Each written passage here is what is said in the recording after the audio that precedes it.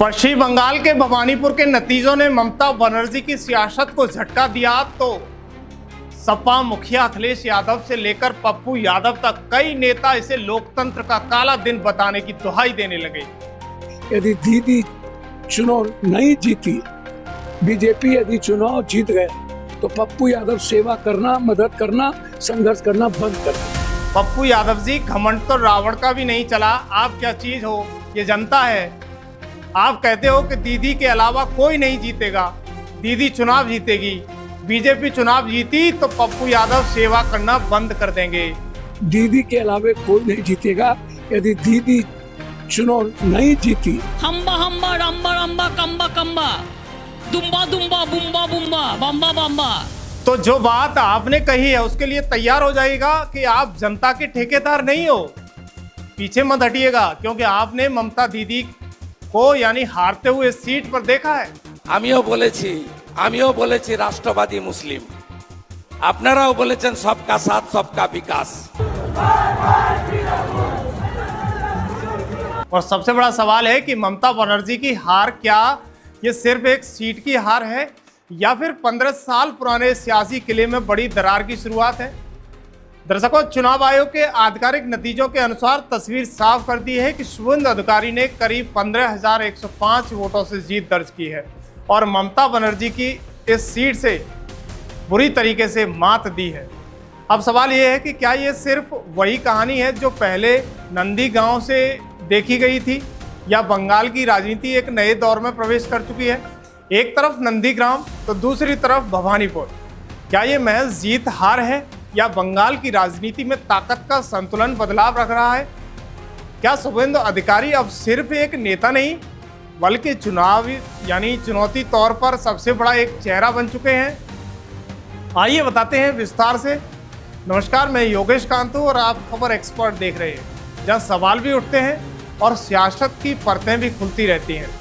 दर्शकों, शुभेंदु अधिकारी एक ऐसा नेता जो कभी ममता बनर्जी के सबसे भरोसेमंद सरकार में नंबर 2 पर माने जाते थे, लेकिन वक्त बदला, समीकरण बदले और 2020 में उन्होंने बीजेपी का दामन थाम लिया और फिर बदलाव शुरू हुआ ममता के अभेद्य किले का। यानी बीजेपी में शामिल होने के कुछ ही महीनों के अंदर उन्होंने वो कर दिखाया जो किसी ने सोचा भी नहीं था। 3 सीटें यानी जो 3 सीटों वाली बीजेपी थी, सीधे 77 सीटों तक पहुंचा दिया और अब वही नेता सत्ता के सबसे बड़े उभरते हुए चेहरों के तौर पर सामने है। यानी 2021 के बाद उन्हें विधानसभा में नेता विपक्ष बनाया गया और इसके बाद शुरू हुआ लगातार 5 सालों का राजनीतिक संघर्ष। सड़क से सदन तक हर मुद्दे पर आक्रामक तेवर, तृणमूल के गढ़ में घुसकर आंदोलन और धीरे धीरे बीजेपी की जमीन मजबूत होती चली गई।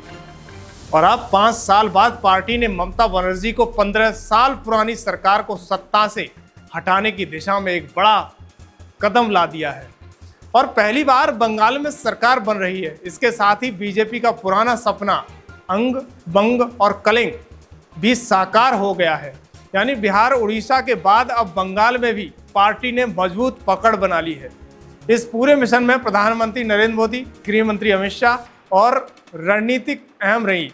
इसमें योगी बाबा का बुलडोजर की नीति और मंच से संदेश भी एक बड़ा बदलाव रहा। लेकिन बंगाल में जमीन पर संगठन खड़ा करने में शुभेंदु अधिकारी की भूमिका सबसे महत्वपूर्ण और अहम मानी गई। बीजेपी का दामन थामना और कुछ महीने बाद उन्हें वो चुनाव में नंदीग्राम सीट पर मुख्यमंत्री ममता बनर्जी को हराने के बाद उनकी गिनती पार्टी के शीर्ष नेतृत्व में होने लगी थी। हालांकि उनकी कार्यशैली पर भी सवाल उठते रहे, पार्टी में भी उन पर सवाल उठते रहे और केंद्रीय नेतृत्व की ओर से उनको मिलने वाली तवज्जो के कारण कई पुराने नेताओं में उनके खिलाफ नारेबाजी भी हुई, नाराजगी भी हुई। लेकिन कहा जाता है कि कामयाबी अपने पीछे तमाम अवगुणों को छुपा लेती है। बीते 5 वर्षों के दौरान केंद्रीय नेतृत्व ने उनको लगातार तवज्जो दी और बंगाल से संबंधित पार्टी के नीतिगत फैसले में उनकी अहम राय ली गई। शुभेंदु ने वर्ष 2006 के विधानसभा चुनाव में पहली बार कांथी दक्षिण सीट से तृणमूल कांग्रेस के टिकट पर चुनाव जीता। इसके बाद वो वर्ष 2009 में उन्होंने तमलुक सीट से लोकसभा का चुनाव लड़ा और जीते। 2014 में चुनावों में भी उन्होंने अपनी सीट पर कब्जा बनाए रखा। इसके बाद वर्ष 2016 के विधानसभा चुनाव में उन्होंने नंदीग्राम सीट से चुनाव जीता और ममता के मंत्रिमंडल में परिवहन मंत्री बनाए गए। लेकिन 2020 आते आते अभिषेक बनर्जी के बढ़ते प्रभाव के बीच शुभेंद्र हाशिए पर चले गए और फिर बीजेपी का दामन थाम लिया। यानी 2021 में नेता विपक्ष बने और 5 साल तक लगातार सरकार पर हमलावर रहे, तृणमूल के घर में घुसकर आंदोलन किया, संगठन मजबूत किया और आज ममता का किला ढहा दिया। वही मेहनत सत्ता के दरवाजे तक पहुंच रही है। सिर्फ 4 महीने बाद हुए चुनाव ने लेकिन इस बार तस्वीर बदल के रख दी है। बीजेपी के शुभेंदु अधिकारी ने भवानीपुर में ममता बनर्जी को चुनौती दी और भारी बहुमत से हरा दिया।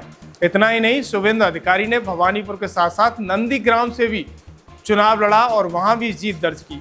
यानी राजनीतिक सक्रियता और आक्रामक तेवरों के कारण पार्टी के केंद्रीय नेतृत्व की नजरों में तेजी से उभरे शुभेंद्र अब मुख्यमंत्री पद के सबसे बड़े दावेदार के तौर पर देखे जा रहे हैं। यानी ममता बनर्जी को चारों खाने चित्त कर दिया और बंगाल में भगवा का रंग छा दिया। शुभेंदु अधिकारी ने 15,000 वोटों से मात देकर सत्ता का खेल पलट दिया और ममता को बुरी तरीके से हरा दिया। यानी उनका राजनीतिक सफर छात्र राजनीति से शुरू हुआ जब वो कामठी के पीके कॉलेज में पढ़ाई करते थे। 1979 में वो छात्र परिषद के प्रतिनिधि चुने गए। 2007 का नंदीग्राम आंदोलन उनके करियर का टर्निंग पॉइंट साबित हुआ। भूमि अधिग्रहण के खिलाफ हुए इस आंदोलन ने उन्हें एक बड़े जन नेता के तौर पर बंगाल की धरती पर स्थापित किया। पूर्व में मेदिनीपुर जिला, जिसे अधिकारी परिवार का गढ़ माना जाता था, वहां से उन्हें अपनी मजबूत राजनीतिक पकड़ बनाई और जंगल महल क्षेत्र, पश्चिमी मेदिनीपुर और पुरुलिया में, बांकुड़ा में और सभी संगठन खड़ा करने के लिए अहम भूमिका उन्होंने निभाई। अब बीजेपी को इन इलाकों में जो सफलता मिली उसमें शुभेंदु का बड़ा योगदान माना जा रहा है। हालांकि उनके विरोधियों का आरोप है कि उन्होंने महत्वाकांक्षा और जांच एजेंसियों के दबाव के कारण पार्टी बदली, लेकिन समर्थकों का कहना है कि ये एक राजनीतिक रणनीति थी। बीते 5 सालों में उन्होंने तृणमूल के गढ़ में सेंध लगाकर बीजेपी को मजबूत किया और कई सीटें जीतने में अहम भूमिका निभाई। अब सबसे बड़ा सवाल यही है कि जो नेता कभी ममता सरकार में नंबर 2 पर था, क्या वही अब बीजेपी सरकार में नंबर 1 यानी मुख्यमंत्री बनेगा? दर्शकों, इस खबर पर आपकी क्या प्रतिक्रिया है? कमेंट में जरूर बताइए। क्या बंगाल का मुख्यमंत्री शुभेंदु अधिकारी को बनाया जाएगा या फिर कोई और होगा? ध्यान दीजिएगा। धन्यवाद।